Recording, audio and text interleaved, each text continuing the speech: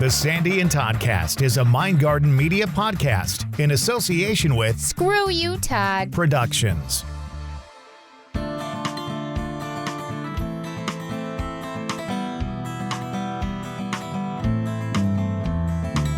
It's the final edition of the Sandy and Toddcast for Season 6. It is upon us. Here we are. Yay, we did it. We did it. And I'm so happy that we did it because it was a really, really incredible season. It was a lot of fun.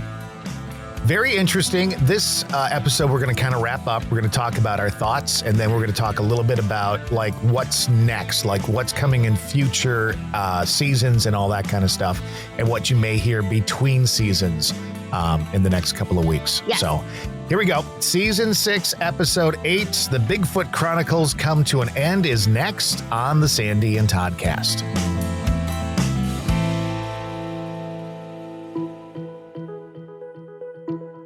We make podcasting easy. Mindgarden Media can get you going on your very own podcast. With many years in the broadcast and audio industry, Mindgarden Media can edit, fully produce, and provide all the web distribution services.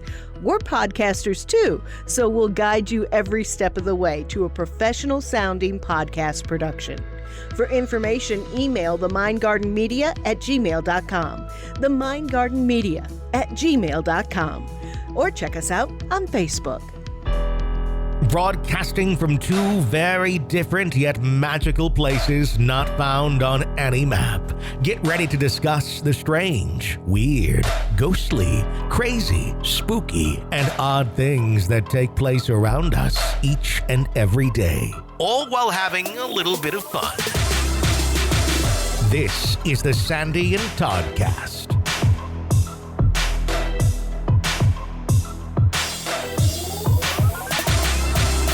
Welcome again to the Sandy and Toddcast. She is Sandy. He is Todd. And of course, we are talking Bigfoot once again. For the last time, probably for a while. For a while. It may come up in conversation because we learned a lot in this season about how, it ties in with everything else we talk about, whether it's ghosts or aliens or, legends of Beast of Bray Road this all kind of goes together. It's funny because like I said right in the beginning of this season, that I knew about Bigfoot. I had an interest in it, but it was never a big deal to me. Several years ago, my mother and Dave and I, there was a Bigfoot researcher in Herkimer, which is about 20 minutes or so east of us. He was doing a lecture. The Historical Society welcomed him, and it was fascinating. It was very interesting, but it was about an hour of my time, and then I didn't think too much about Bigfoot anymore.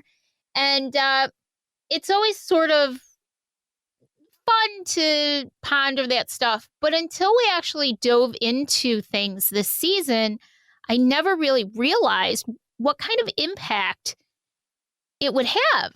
And how much it made me sort of look at myself, my beliefs, not just in the idea of Bigfoot or Sasquatch, but in everything in general. Yeah. And maybe even become a little bit more open-minded to everything than I was. And I consider myself to be very open-minded.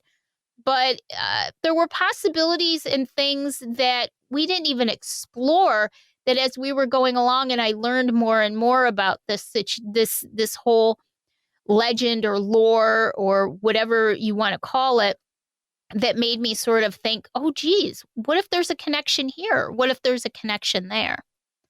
So it's really, really interesting for me to do, and a learning experience, definitely. I'll tell you that, since we started talking more about Bigfoot, as you know, since our devices are always listening to us now. Yeah. More and more things have come up on social media trying to sell me Bigfoot stuff.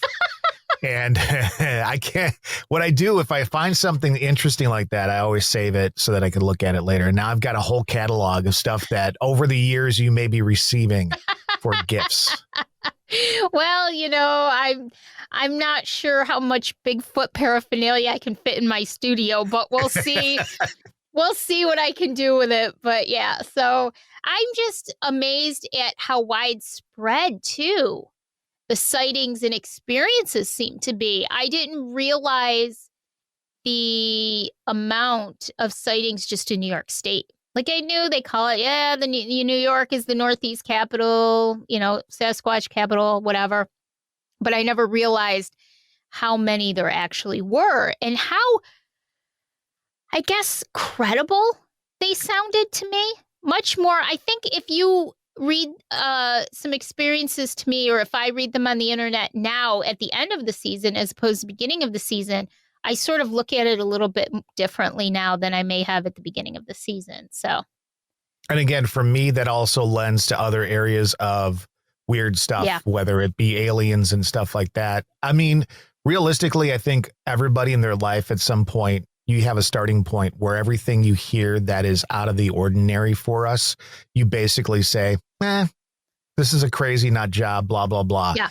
But the more you dig into it, the more you realize that there seems to be some credible stuff out there. I walk away from the season basically saying this: I never had a huge interest in Bigfoot. Mm-hmm. I thought it was fun to make you pose with one.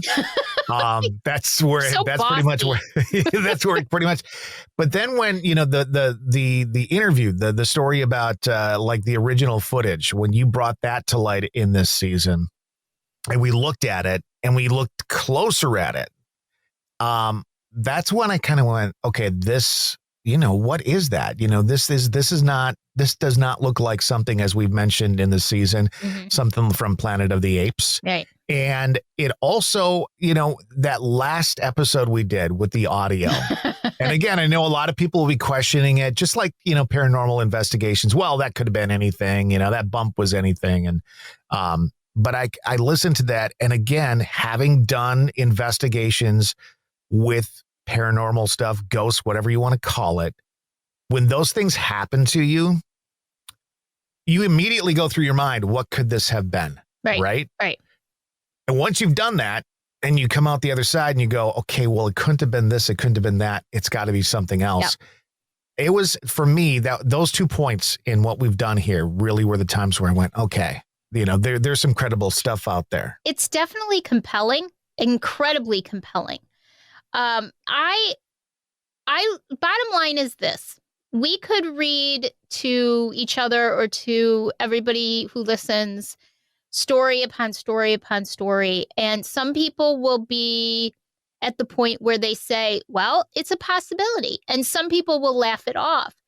Right. But having done as many investigations in the paranormal world, which I think they're all kind of tied together anyways, but doing as many paranormal investigations as you and I have done and having the experiences that we've had, I can't convince anyone one way or the other. But I know without a shadow of a doubt that the things that I've experienced, abilities or not, just investigating, the things that I've seen, felt, heard, the first thing I always do is try to debunk everything that happens to me. And then when I can't, I realize that there's something that I don't completely understand. There's more out there than what I can understand.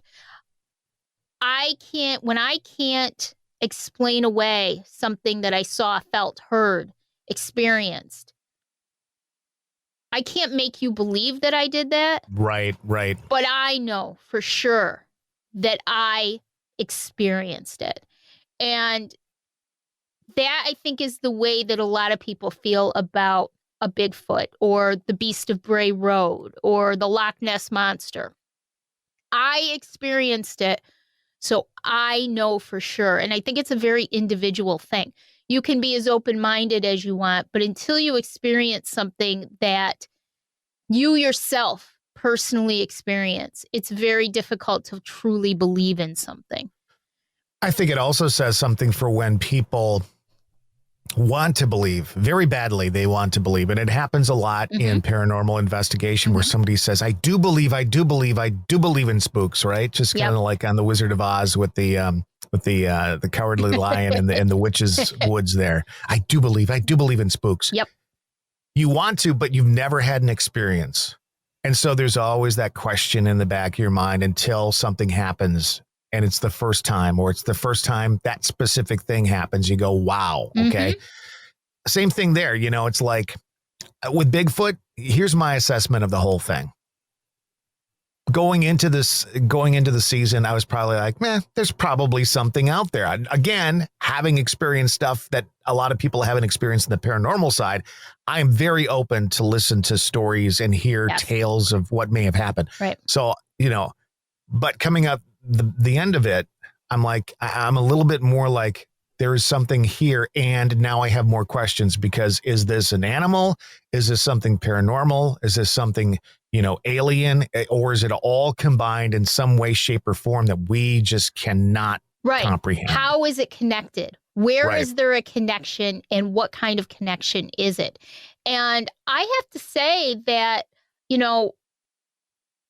I believe that the Patterson-Gimlin film, I actually believe Bob Gimlin when he says he knew nothing of any hoax if there was a hoax. I truly believe him. And I watched the full interview. I hope other people did too. He's very genuine about it and very matter of fact. And I just don't get a read from him that he's being deceptive. When you listen to the tapes, the audio from, and I hope everybody went and listened to the full audio from the Sierra Camp case that we discussed last week. When you listen to that, that is something that chills me every single time I listen to it. Yeah. And they actually have scientific backing that is not something that normal human beings can vocalize. What is that? What is it?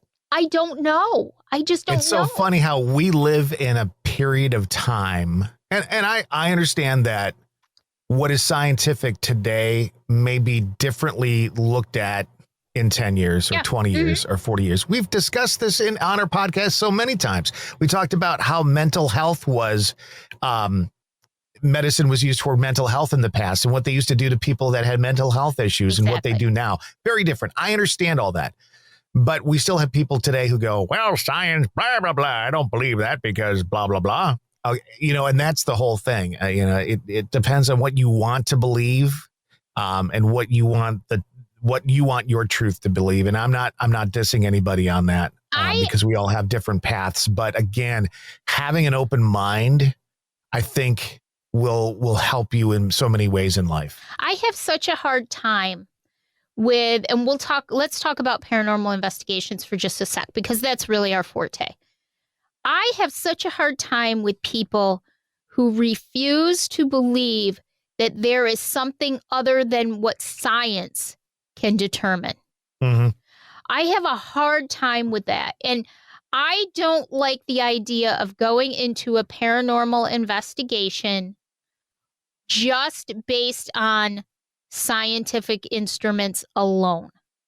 Because, Todd, we saw it together on our investigations. We saw how one instrument can pick up something, the instrument right next to it picks up nothing. We saw, but yet... And vice versa, and vice versa. We're picking things up and our instruments are not, but yet we'll get a cold chill when we shouldn't get a cold chill. Right. Or, for many years, once I realized that I had abilities of any kind, empath, and we're talking only 6 years ago, 5-6 years ago, when I really realized what was going on with me, I still didn't talk about it because there was such a stigma about having abilities that you are crazy, that you're one of those tea leaf readers, and but Sandy's crazy without abilities. I don't need abilities. I'm nuts as it is. But there's such a stigma with it. And I feel personally in all of the investigations that I've done, and don't get me wrong, I am just as much a person who brings instruments. I have my favorite instruments. I have tools that I use. But I 100% believe that a well-rounded investigation involves not only scientific methods, but call it spiritual methods, people with abilities, empaths, mediums. It involves that as well, because it's the only way that you can get a full picture. So for people who say, oh, science doesn't prove, science is the only way we can prove this or that, I totally, wholly disagree with that, because that is not always the case. Science was developed by man. There are so many other things in this universe that have nothing to do with science that we haven't even discovered yet, that people are able to detect and experience. So you cannot put all of your eggs in one basket and say, oh, science is the be-all, end-all, because it's not. It's just not. And so that's where the Bigfoot idea comes in. I mean, we don't know. What is the connection there? We don't know. And I think it's healthier for us to say that we don't know than it is to say it doesn't exist. Right. But and I think that's my point to it all. Yep. It's like, the things, even stuff that scientists can prove are hard to fathom and wrap our brains around. We talk about wormholes and what are black holes, and oh my God, black holes actually have a sound. Listen to it. This is what a black hole. I mean, come on, really? I mean, we have to. It's so hard to wrap our heads around stuff that we have knowledge of. Yep. Let alone stuff that we don't know about. I mean, for crying out loud. Go ahead. Oh, I was just going to say, we have the tendency as human beings to be so egocentric and think that we know everything, that, we're I do, but you think you do, Mr. Boss Man. And, but we think that we know everything, that we're the experts at everything, and we're not. We're these tiny, piddly little ants in the universe, and we don't know jack shit. We don't know anything. We know nothing. And so, we had Jason Offit on a couple seasons ago, I think, and he wrote a great book called American Monsters. And we were sort of talking about the whole idea of aliens and everything. And we all kind of agreed that, there's so many wars and we're all wonderful. All the different countries and continents and nations, we're all wonderful. We're all the best. We're all at war with each other. But if there was an alien invasion, it's us against them, right? Yeah. So we know nothing. We know nothing. We think we're wonderful. We're nothing. And I don't mean that in just a derogatory way. I mean, we just don't know anything. We're babies. I've been seeing a lot of weird stuff come across my desk. And when I say desk, I mean social media feeds and stuff like that. A member of the original Haunted State team, maybe not the original, but somewhere in there, posted some video of like driving down the highway and seeing these weird lights in the sky going back and forth above the car. Right. And again, you want to say, well, that's some sort of light trickery or something like that. But, it looked like this could be something weird that we don't know about. And it went on for this wasn't like a 30-second thing. This was like several minutes of stuff going on. And then you send me something today, and it's a vial with vampire soil in it or something like that you can wear around your neck. Yeah. So that then prompted me to think we should do a series on vampires. Oh, I would love to. And talk about like where the stories come from and the lore and all that kind of stuff and the original vampires and what vampires are like today. And then that could even take us into, energy vampires and all that. There's a great thing. I know we're going to do a season on our favorite, most haunted locations, houses in the world and all that kind of stuff. So, I mean, I think while Bigfoot was outside my typical comfort zone for discussion, I think it's opened my mind to, boy, now we could talk about this and we could talk about that. Yep. And, I think that vampires would be a fantastic one. Oh, I would love that one. I know, because you hate vampire. Well, you love to hate them. You love to hate them. They throw you off a little bit. We know. So if I were being honest, and maybe this is a conversation for that season, I think, how you have past lives, right? Yeah. We all have past lives if you believe in that kind of thing. Yep. Because apparently you and I have known each other a long time. Many. Here's the thing. Lifetime. Knowing my personality, I'm really surprised by that because at some point I think I would have ended that shit a long time ago. Right? Well, it's so funny because I've been reading, I know we're going off, but off on a tangent, but I've been reading a lot about reincarnation lately and or what happens after you pass away. So, Mhm. we both agree completely that things don't just end, that there is obviously more after the fact. You leave your physical body, it's just a vessel, but there's more. So we were told by Gina Koch several seasons ago that we've shared 28 lives together. Yeah, I don't remember the exact number. But it's a lot. Which is interesting because I read way after the fact that 21 or 28 is usually you're considered kind of babies in the reincarnation, and that we all have soul groups she said that we're members of the same soul group together, and we tend to reincarnate a lot together in different roles. And so it's just very fascinating that we're going to be probably stuck with each other for a long time. Well, what got us into this horrible, horrible story of being together for the rest of our lives is that I think at one point in my life, I was a vampire. Yes. I think someplace in the past there was, and I've had some, I don't know if they're dreams or premonitions about that, but the reason why you were talking, and I was actually kind of giggling a little bit because you're talking about, things don't just end. And I started thinking about, burial and stuff like that. And then I started thinking about, you become worm food when you're buried in the ground and all that.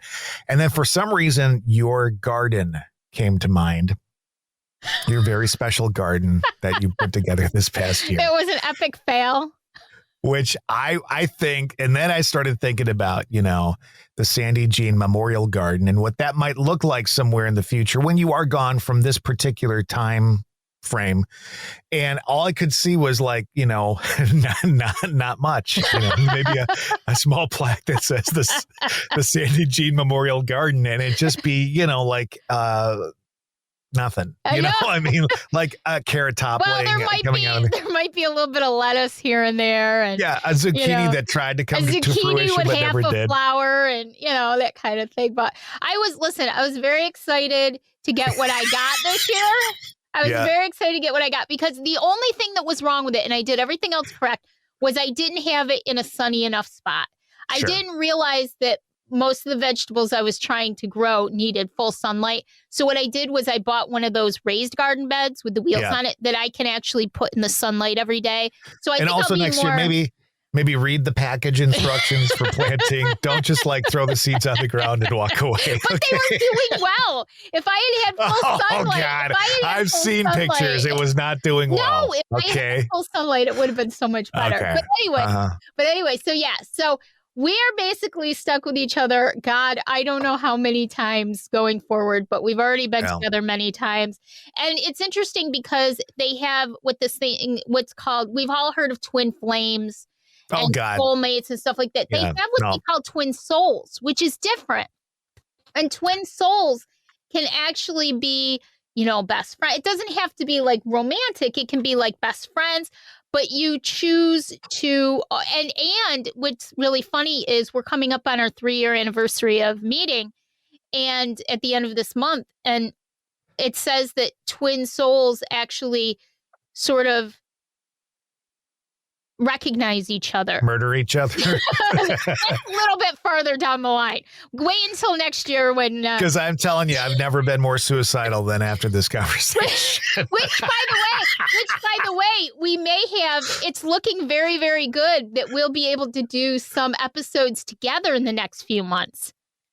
So, well, hopefully, if everything turns out, fingers crossed that we'll be able to do some. And then, of course, we're already making the arrangements to come out next September again. So, Jesus, I mean, between now and September, anything could happen. I mean, knowing your health and my health and our luck, I don't know how much longer we're going to be around. I'm actually feeling much better now, which is great. So that's good. Much better. So anyway, so we can do a vampire season. I think everybody'd get a kick out of that and find out a little bit more about that. And I think that's the whole idea of doing these seasons, is so that we can all sort of maybe take a second look at our mindset with regard to different things and maybe look at them a little deeper, maybe get a little bit more of an understanding as to why people believe the way they do.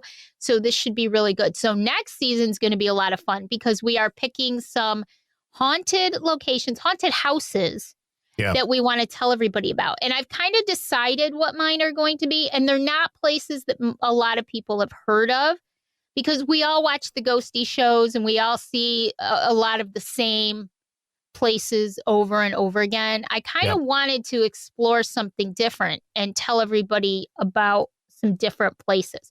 So we're going to head to New York City. We're going to head to Savannah, Georgia in mine, and possibly one in upstate New York. So it should be a lot of fun to do. Those are my and par for the course. I haven't even thought of mine yet, because of course if not. I were gonna if I had to make a decision now, it'd be all locations that we've already talked about in past podcasts, and I don't want to do that. And actually, what I would like to do is choose some right here in Wisconsin, but we'll have to see how that all lays out. Yeah. So I've traveled a lot in the United States, and so I've been everywhere, man. I've been everywhere, man. Damon's going to be very excited because he loves your voice and wants to hear you sing more. Remember? So. I slightly remember that comment. I want to mention one thing. We have some very nice people who are part of our listening audience, but also part of the Stay Weirdos, friends of the Sandy and Toddcast group and everything.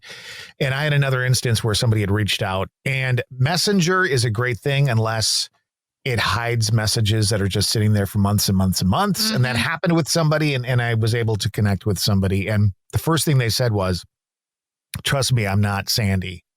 And so that made me realize, that they're not a stalker and I don't have anything to worry about. And awful. But funny. But I never stalked you. I saw you on the show. Oh, Lord. Listen, I saw you on the show and I had to reach out to you. I don't even understand why. I just wanted to reach out to you. And I did. You would have rethought that. And you hated me. And you were so mean to me, and you hated me, and I finally broke through. I know. Nothing's changed. I mean, it's pretty much the same relationship as it was that very first day. The only difference is usually if you mistreat a dog or an animal, they go away after a while. You just stuck around. Dear Lord. Well, guess what? We're stuck together for centuries upon centuries. All right, let's wrap this up. Let's make this the shortest podcast of the season, and let's check out our spiel. Should we do that? Let's do it. You can find the Sandy and Toddcast on any of the platforms that you normally find your podcasts, including YouTube and Twitter. Be sure to like the Sandy and Toddcast on Facebook to keep up on the latest goings-on, including each week's episode. You can also join our group, Stay Weirdos, Friends of the Sandy and Toddcast, for more fun. Stay Weirdos is a safe place to share your thoughts, feelings, ideas, and random inappropriate memes without judgment. Sandy and Todd also have a podcast called The Empathicary Podcast. It's for empaths, by empaths. And if you know an empath, you might want to listen too. Find and like the page on Facebook. And finally, if you're thinking about starting your own podcast and just aren't sure where to start, Sandy and Todd can also help with that too. Mindgarden Media is their latest project where the dynamic duo can guide you every step of the way in your podcasting journey. Editing, producing, and consulting is what they do. Like Mindgarden Media on Facebook or email them at themindgardenmedia@gmail.com. And as always, thanks for staying weird. Wraps up season 6. All done. Moving on to season 7. I'm hoping in the meantime we can get an Empathicary in. And also, Aaron Mazza would love to do another podcast with us, a live cast. Yes. So maybe we'll do that for the holiday season. I'm not sure exactly how we'll do that, knowing our schedules and stuff, but we'll try and put something together. We'll do something. I know a lot of people reach out about Thirsty Thursdays and all kinds of stuff. Schedules have changed a little bit. It's not easy for me to do Tarot Tuesdays anymore, but we'll come up with something. Let's maybe plan on one live, maybe by the beginning of the new year, something like that. So just be watching our page and be in our group so that you can get all the details of when we're going to do that. It's just been a really crazy year for both of us. So we had to kind of cut down our lives, but we'd like to bring one or two back here and there. And again, Empathicaries. So we'll have a little bit of content for everybody in between. We'll be starting back up at the beginning of the year with season 7. And we just want to say thank you, guys. Thank you, everybody who listens to us, who supports us, who has become friends of ours now through listening and through our group and our page. And we couldn't do what we do without you, because we'd just be talking to each other, and we hate that. So we owe it all to you guys. She done yet? Happy holidays, everybody. We'll see you on the other side. Happy holidays. Bye. Bye.